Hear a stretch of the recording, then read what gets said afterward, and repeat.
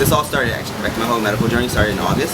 I was working as a GSR, graduate student researcher on campus, and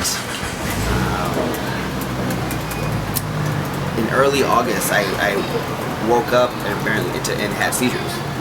And so my girlfriend called the paramedics, and I went to the ER over in the local hospital, and they diagnosed me with having a brain lesion, but they didn't know what exactly it was.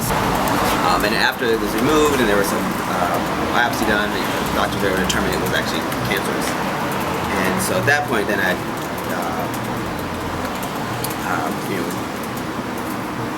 had to kind of reshift my whole. That didn't happen until the middle of fall semester. I mean, I wasn't diagnosed until October 2nd. And so there was like between August and sort of the first part of fall semester was kind of like this, going to class but like not knowing that I was sick, but not knowing exactly what was going on.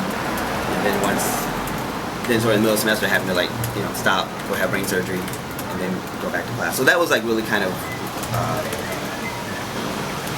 it was like kind of both like upsetting and just like really almost like an out of body experience, because it's like you're going through all this like these things that you wouldn't expect to be going through, like while you're like also just trying to like me, I'm a city planning student, and I'm just trying to study about like cities, and now you're also I'm having to deal with like this person. So the ideal is that under this second phase of treatment, you wipe the bone marrow clean so that like it doesn't, so that hopefully it shouldn't remember to make these bad lymphocytes that don't know where they're going and that become cancerous.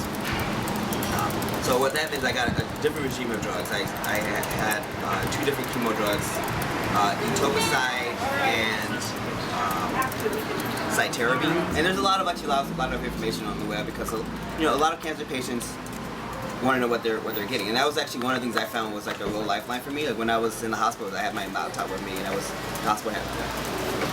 I did my first phase out debates, and they had Wi-Fi, so I was able to email friends, stay on Facebook, but also like find out a lot about what I was, how I was being treated, in terms of like the cancer treatments, what the drugs were, some of the side effects. Because some of that information I would get from the doctors, but I had a lot of questions, and I'm kind of a detail-oriented person, so I would often want to know like I would ask for my labs every day just to know how my body was doing at that institution, because I figured they would, they were most familiar with my cancer. They've treated lots of patients who have my particular cancer, even though it's rare, because of that clinical experience.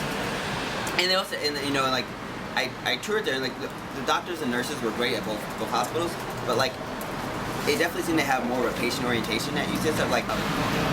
And they had like all kinds of like weird, like cool random things. Like they have like a support group at the hospital for cancer patients. Really random. Like last week, this woman who's a chaplain and a guy came by with a guitar, and they were like, "He wants to perform for you," and I was like, sure. And it was like, it's like white dude, like his little, hipster hat, and this older lady, and I was like, okay, sure. And then the guy starts breaking down like Jackson 5 Motown tunes, which was like really cool. But like I wouldn't have totally expected that. There were days where I could just, all I could do was like eat a little bit of food, and like I had to take a lot of different medicines to kind of deal with the pain. Especially like the second week, it was like pretty bad. And then it turns out actually I had a bloodstream infection. This bacteria kind of got in my blood and sort of got out of control. And I was having fevers. I wasn't never like super worried about what was going to happen in that phase. Except for I guess when the fevers kept going, I was starting to get like a little concerned, because I was able to do enough tests to find out exactly what infection I had, and gave me like antibiotics to stop that. So, and after they figured out the right antibiotics to give me, within like 2 days, I felt like totally fine. Yeah, I might be fine forever, or I might have to relapse, or sometimes we get different other types of cancer.